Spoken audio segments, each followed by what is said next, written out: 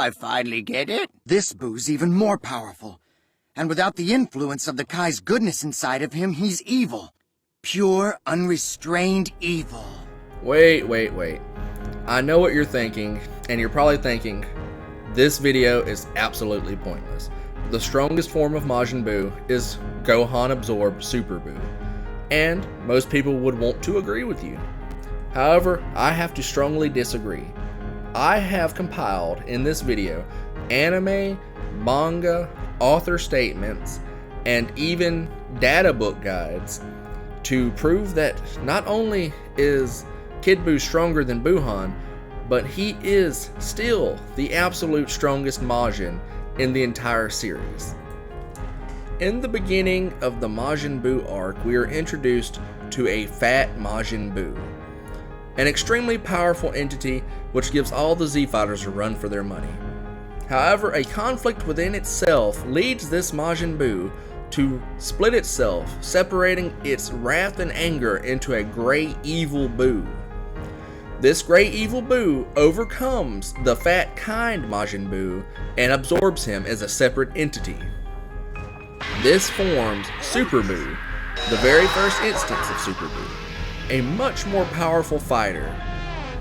Soon after absorbing this fat Buu, he goes on to decimate everything. Well, almost everything. He then later on goes on to absorb Gotenks. And after the fusion timer on Gotenks times out, he then absorbs Piccolo. After absorbing Piccolo, however, he finally ends up absorbing Gohan, creating the strongest instance of Super Buu, not the strongest Majin Buu form, but the strongest instance of Super Buu, Buuhan, who is not just Buuhan, but is instead Fat Buu, Piccolo, Goten, Trunks, and Gohan all stacked on top of each other, which you would think is a incomprehensibly strong form of Majin Buu. Should be the strongest, correct? Well, we learn in the manga that whenever they cut people loose from Super Buu, he gets weaker. Every time someone's cut loose, he gets weaker. It is stated clearly that he gets weaker. So, that still sounds like, Kid Buu should be weaker if he's just a smaller, diminutive form of, Super Buu without any absorptions. But that's where you're wrong. In the manga, we also get the line, whenever they exit the body, Goku is confused, and obviously Vegeta and him are worried because his ki is rising. And when your ki rises, that means you are increasing your power, you're becoming stronger. So he went from losing all this power, and then back in Super Buu, they're like, we can't beat him still. Well, now that his ki is rising again in this smaller form, he is becoming even stronger without any material within him. We also see that Shin, or at this point in time, Kibito Kai, is extremely concerned that he is reverting back to his pure state. This is a Kibito Kai that has witnessed all the forms of Majin Buu, and this is the one that he shows greatest concern for. Yes, he does show quite a bit of concern when Super Buu appears and stuff, but this, he's like, oh no, this should not be happening, this isn't good. We then get a quick exposition page detailing the history of Majin Buu up till this point. However, here I would like to point out at the very bottom panels, the literal translation in the Japanese goes more along the lines of saying that after absorbing the Grand Supreme Kai, Majin Buu actually lost power. He became far weaker. Like, apparently by a considerable amount at that. So, once he absorbed the Daikaio and got weaker, and he became gentler and controllable, we have no idea to know how much power he actually lost. Majin Buu in his purest form could have been just simply outstandingly powerful for his time. And even our time, he could have just been a hurdle that cannot be surpassed easily. But by absorbing the Daikaio, or Grand Supreme Kai, he became more mundane, more handleable, I guess you could say. As we see in the Majin Buu saga, that Buu almost gets killed several times by mortal fighters. However, he then has to supplement his own ki with other people's energy whenever he's threatened by a mortal. Yet whenever the Grand Supreme Kai is out of his body and he results back to his purest form, his power level would then skyrocket back to what it used to be, being that the Daikaio is no longer there to inhibit his power any longer. He is at his utmost maximum.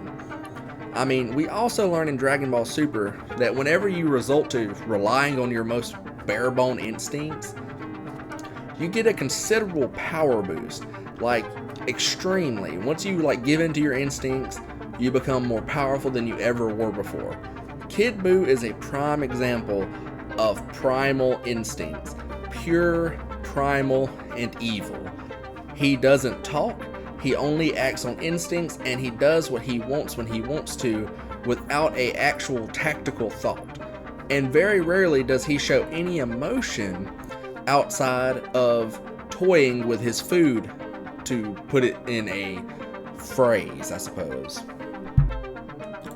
We see at the formation of Kid Buu, he instinctively goes for an attack to destroy the world. Yet Vegeta is able to use his own ki blast to deflect his attack. This then causes Kid Buu to create a much bigger blast, one that neither Goku nor Vegeta can stop. They literally confirm it. There's no way they could stop such a powerful blast. And they go to escape and save their friends. Goku acknowledges that there's only enough time to teleport once with his instant transmission. He grabs a hold of Hercule, a dog, Dende, but then the Kibito Kai, Shin, he Kai's in front of them and takes their hand and takes them to the world of the Kais. Now, Kid Buu is such an exceptional, instinctual fighter. He only had but a split second to witness the Kai in action. Not the instant transmission like it is in the anime, but the Kai. He sees this and is instantly able to replicate it after he reforms post-destruction of Earth. Now here is where the anime and manga have some very large differences. So in the anime, Kid Buu decides he's got some hands to throw and he's going to give everybody a taste of those hands. He goes to different planets, he goes to the other world and starts whooping up on people. He then goes to the world of Kais because he wants some more of that Goku and Vegeta on him. And he just goes on a rampage. But in the manga, he does not do this. In the manga, he actually only Kais directly to the world of the Kais, immediately finding Goku and Vegeta's energy, and he appears and he's ready to throw those hands again. Now during this time, we're shown that Vegeta and Goku have been lulled into a sense of security. No one expects Buu to be able to appear at the world of the Kais because it's not really accessible anywhere from the mortal realm. But with the Kai, it is 100% accessible, and accessible it is, as Kid Buu decides to show up. Unannounced at that. Very impolite. That goes to show how powerful he is. He has lost all mannerisms. Upon arriving in the world of the Kais, we once again have vast differences between the anime and the manga. We will go with the anime because it's a slightly longer chain of events.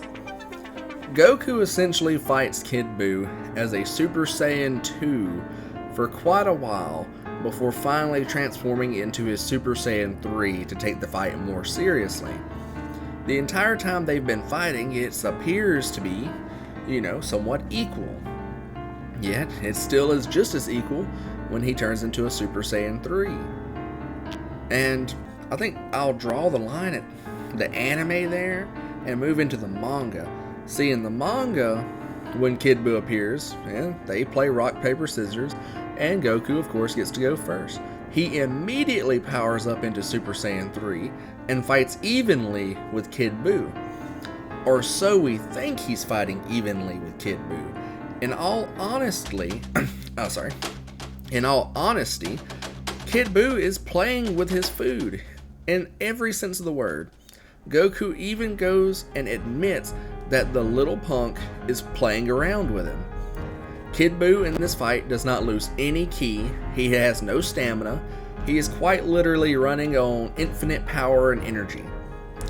And this is him suppressed. He still has inside of him Fat Buu, or Good Buu, whatever you want to call him. And that is shown to limit his power, as when he goes to attack Hercule, it's shown that Majin Buu still has power within the Kid Buu and prevents him. Causes Kid Buu to have a midlife crisis mid-fight, in which he spits up Majin Buu. Well, in Super, we also learn that whenever Kid Buu spit out Majin Buu, he kept the majority, if not all, of Daikaio's power to himself. And he continues the fight from there, even less suppressed than before. He is at his utmost maximum now. He's actually stronger than when he absorbed South Supreme Kai, and he's back to having his full potential as, Kid Buu back. And then on top of it, he now has Daikaio's power on top of all of that, without the limitation of Daikaio's personality limiting him severely. During his fight with Kid Buu, Goku Super Saiyan 3 begins to take a massive toll on Goku, such in a way that he actually has to tap out and bring Vegeta into the fray. He explains to Vegeta he's not copping out, he actually just can't beat him. He's not losing energy, but Goku is. And no matter what he does to Kid Buu continues to regenerate, come back, and just lay into him. He's playing with his food, like I keep saying. He's not taking the fight seriously, and we can see this as he literally mocks them when he dances, doing his little jig. From the manga and the anime, he does his little jig. And when Vegeta tells Goku to charge up, Goku realizes the greatest flaw of Super Saiyan 3. While he was dead, he was not inhibited by his mortal body's limits, but while alive, he cannot access the uppermost maximum power of Super Saiyan 3 by charging his ki, because his mortal body cannot take and hold the ki. It actually causes him to lose ki much faster the more he tries to build up his ki.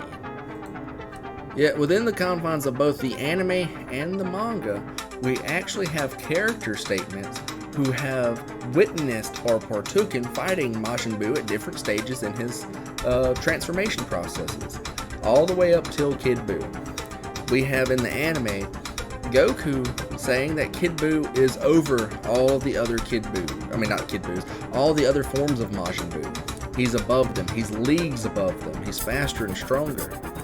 In the manga, we actually have Vegeta say this when he goes to fight Kid Buu. He's surprised that Goku, as a Super Saiyan 3, was even able to fight this, that Kid Buu is so much faster, so much stronger than anything he's seen or dealt with. And remember, this is Vegeta post being fused with Vegeta. He still has the memories of Vegeta as Goku does. He knows how powerful Gohan absorbed Buu was. Yet, this one is considered to him stronger and faster. He's surprised Goku is even doing so well, or even doing anything at all, as he's getting his ass whooped, absolutely handed to him by this miniature Super Buu. This Buu that has absolutely no care, no thought in the world, and only wants to fight for fun. Goku, once he realizes Vegeta's bad off, is surprised that Hercule actually steps in and throws a rock. Kid Buu, of course, goes to attack. That's when he spits up Good Buu, or Mr. Buu. Well, when he does this again, he takes most of his power, and then he continues to fight. I will say in this instance, Hercule is an absolute god. This dude has not only taken a punch from Cell in his perfect form, but Kid Buu, the strongest Majin in the entire universe. He takes a punch directly from him, survives, and then we get a Majin Buu versus Kid Buu standoff. And This is not an equal fight, mind you, at all.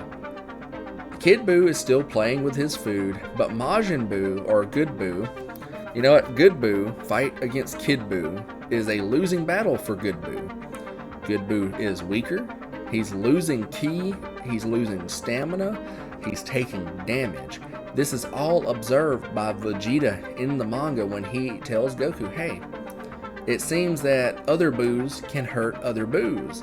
Yet in this instance, only Good Buu is being wounded. He's being drained. Kid Buu, again, has not lost any energy. He is attempting to kill Fat Buu, but Fat Buu's regenerative abilities, like his, keeps him in the battle longer. Fat Buu even admits that he cannot beat Kid Buu, and in no possible way is he really a challenge for him.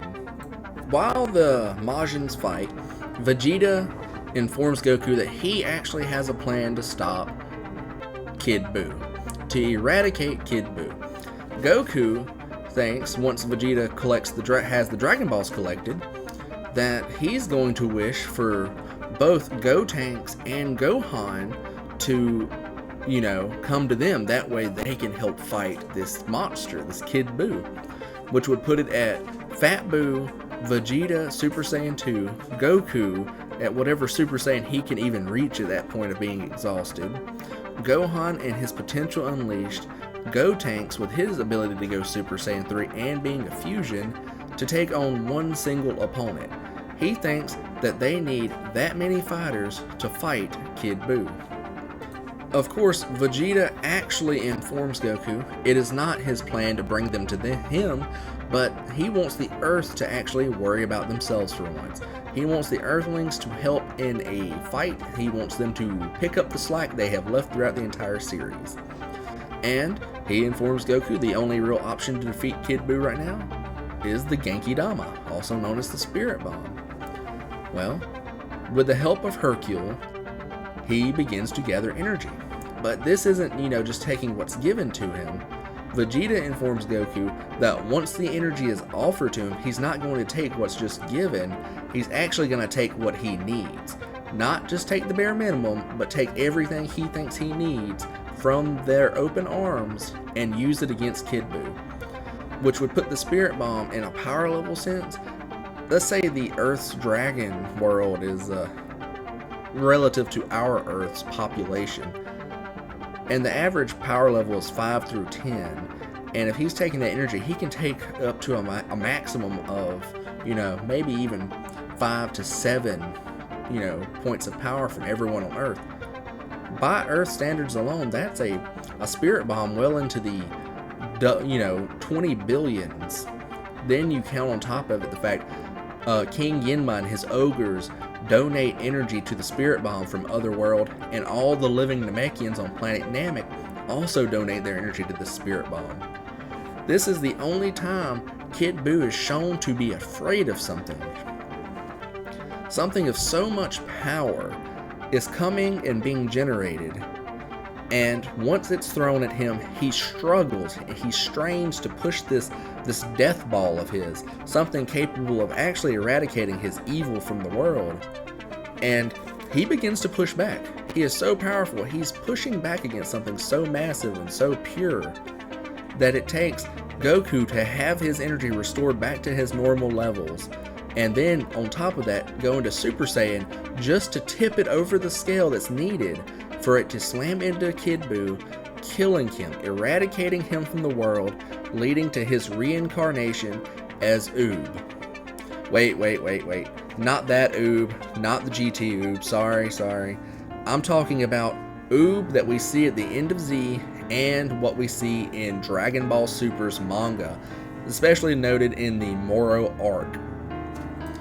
Speaking of Oob from Dragon Ball Super, he has every ounce of power that Kid Buu had. Not a drop less, all of it.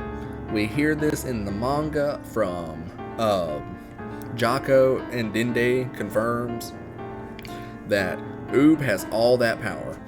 And we know that whenever that power is gifted, it is able to toss Goku from being an exhausted base all the way up to Ultra Instinct, mastered Ultra Instinct, and top him up enough to create his Susanoo, which I'm going to call a Susanoo. And to defeat Moro, essentially. He is the cause. Kid Buu had this power within him.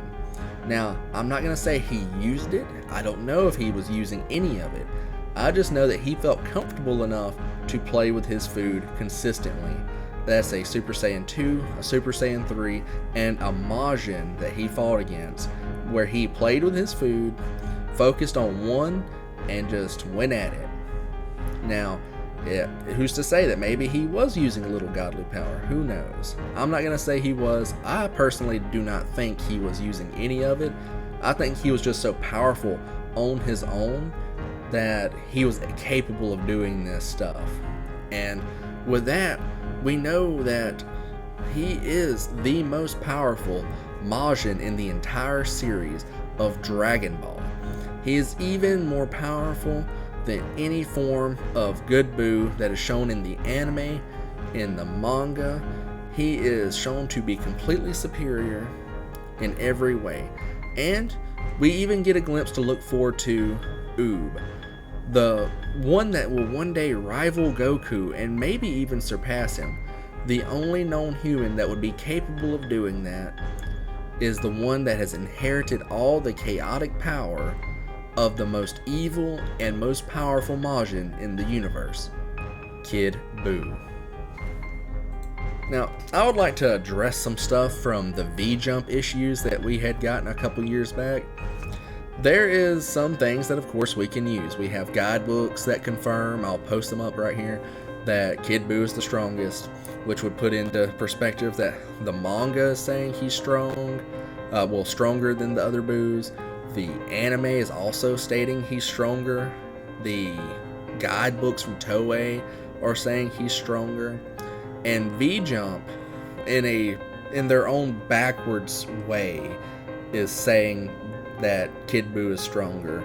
And then we have Dragon Ball Super also confirming that Kid Buu was the one that had the most power. We know that more ki and godly ki equals up to being more potent and stronger than people below you. I mean, mortal ki and god ki can rival, but that's a topic for another day, not getting off topic. There is one issue I find with the V-Jump issue. They say that Gohan absorbed into Super Buu, so this is Goten, Trunks, Piccolo, Kid Buu, which has Daikaio's power in him, and Gohan, stacked on top of each other, is equal to Super Saiyan 3 Goku. That is a oversight. That is not factual at all. We know Goku himself states that Super Buu resulted back down to just him with Kid Buu inside of him, was still far more powerful than Goku and Vegeta. Now, I don't know if this V-Jump article was attempting to account for maybe Dragon Ball Super Saiyan 3 level Goku. I have no idea, but if they were trying to put that in there, then maybe they should have tried to do it a lot clearer. But it insinuates that it's the Buu Saga Goku, which isn't true, because I believe I also read somewhere they try to put Gotenk Super Saiyan 3 below Goku, which doesn't make sense because of how fusion works. And the Toei guides on fusion, don't get me started, they are wrong. We hear about it in Dragon Ball Super Broly. It's not power level plus power level. It is that and then folded into itself tens of times over. And I think with that, I will call it a video. I appreciate everyone who's watched this far into the video. If you have any comments, I mean, I'm sure you will. This is such a hot topic. Please drop them in the comments. Let's talk about it. Let's be civil about it, of course. I've provided everything I have from the manga, from the anime, from the guidebooks, even the questionable V-Jump stuff, and I've compiled it all for your viewing pleasure. You can try to give me some reasons why you may think that one Buu is actually superior to Kid Buu, and I'm not talking about, Kid Buu from the chronological